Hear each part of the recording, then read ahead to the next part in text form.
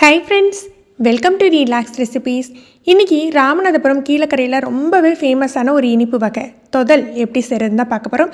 இதுக்கு கொஞ்சம் கூட நம்ம நெய் சேர்க்க மாட்டோங்க, ஆனால் அதோட பளபளப்பை பாருங்கள். இது எப்படி செய்கிறதுன்னு நம்ம வீடியோவில் பார்க்கலாம்.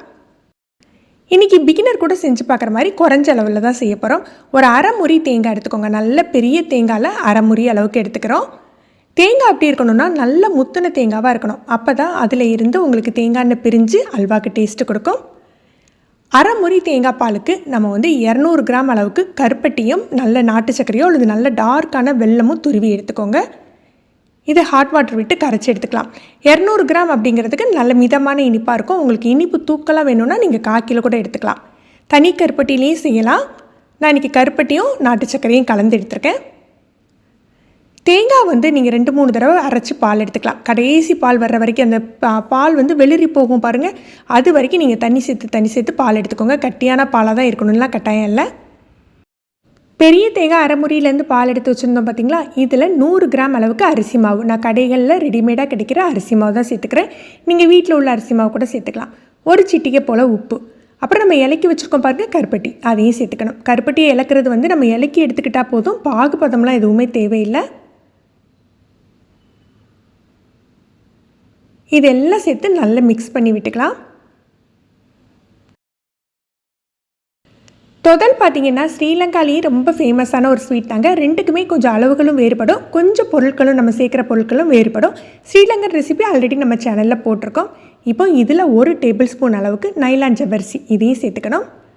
இந்த ஜவ்வரிசி பார்த்திங்கன்னா இதுக்கு ஒரு தனி டேஸ்ட்டு கொடுக்குங்க. நீங்கள் செஞ்சு பார்க்கல தான் அது உங்களுக்கு தெரியும். இதையும் மிக்ஸ் பண்ணி விட்டுக்கலாம். இப்போ அடிகனமான பாத்திரம் எடுத்துக்கோங்க, இல்லை நான்ஸ்டிக் பாத்திரம் கூட எடுத்துக்கலாம்.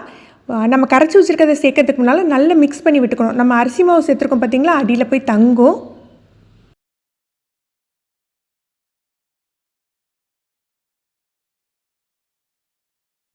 அடுப்பில் சேர்த்துட்டு மிதமான தீயில் மிக்ஸ் பண்ண வேண்டியதான். முதல்ல ஒரு 7-8 நிமிஷம் கைவிடாமல் மிக்ஸ் பண்ணிக்கணும். அதுக்கப்புறம் நம்ம லோ ஃப்ளேமில் போட்டு வச்சிடலாம். நான் முன்ன சொன்ன மாதிரி தான் அரிசி மாவு அடியில் போய் தங்கும், அதனால் நம்ம மிக்ஸ் பண்ணிகிட்டே தான் இருக்கணும்.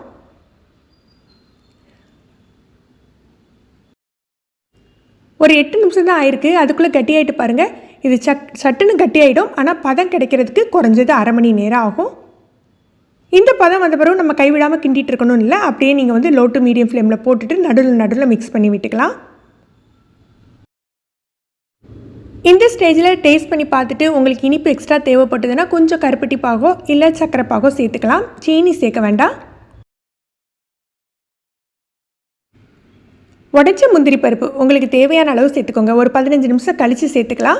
இதை நெய்யில் வறுத்து சேர்க்க வேண்டாம். கொஞ்சம் கொஞ்சமாக அந்த பளபளப்பு வர ஆரம்பிக்க பாருங்கள். விருப்பப்பட்டிங்கன்னா ஒரு 1/2 டீஸ்பூன் போல் ஏலக்காய் தூள் சேர்த்துக்கலாம். நான் சீனியோடு சேர்த்து திரிச்சு வச்சுருக்கேன், அதனால் 1/2 டீஸ்பூன் சேர்த்துக்கிறேன். நீங்கள் 1/4 டீஸ்பூன் கூட சேர்த்துக்கலாம். தேங்காய் எண்ணெய் அந்த கருப்பட்டியோட வாசமே உங்களுக்கு சூப்பராக இருக்குங்க. ஒரு பிளேட்டில் லைட்டாக எண்ணெயோ நெய்யோ தடவி வச்சுக்கோங்க. ஒரு அரை மணி நேரத்துலேயே இந்த மாதிரி சுருண்டு வர ஆரம்பிச்சிடும். ஆனால் இது பதம் கிடையாது.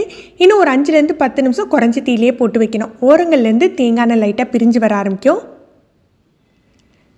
இப்போ பாக்கிலே உங்களுக்கு தெரியும் தொதல் கொஞ்சம் கொஞ்சமாக பளபளப்பாயிட்டு, இந்த ஒயிட் கலர் பாத்திரம் அப்படிங்கிறதுனால அந்த தேங்காய் எண்ணெய் பிரிஞ்சு வர்றது தெரியலை.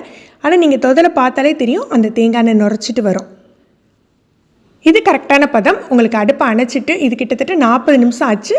இப்போ நம்ம எண்ணெய் தடவி வச்சுருக்கோம் பாருங்கள், அந்த பிளேட்டுக்கு மாற்றிக்கலாம்.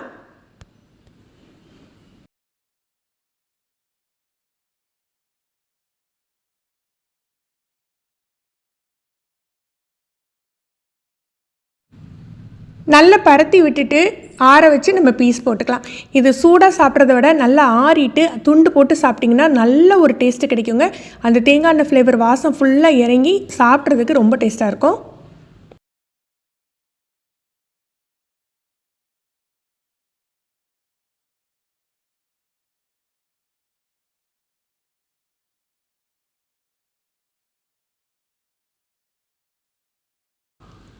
நீங்களும் இதே அளவுகளோடு செஞ்சு பாருங்கள். இது ஒரு 4 நாள் வரைக்கும் கெட்டு போகாமல் இருக்கும். நம்ம எடுத்துருக்க பதத்தை பொறுத்து இது இருக்கும். நல்ல இன்னும் பதமாக பண்ணிங்கன்னா கூட 2 நாள் கூட வச்சுக்கலாம். அதுக்கப்புறம் வச்சுக்கணுன்னா நீங்கள் ஃப்ரிட்ஜில் ஸ்டோர் பண்ணி வச்சுக்கோங்க. ரெசிபி பிடிச்சிருந்ததா, யூஸ்ஃபுல்லாக இருந்ததுன்னா லைக் பண்ணுங்கள், மறக்காமல் கமெண்ட் பண்ணுங்கள், உங்கள் ஃப்ரெண்ட்ஸ் அண்ட் ஃபேமிலிக்கு ஷேர் பண்ணுங்கள். தேங்க்யூ.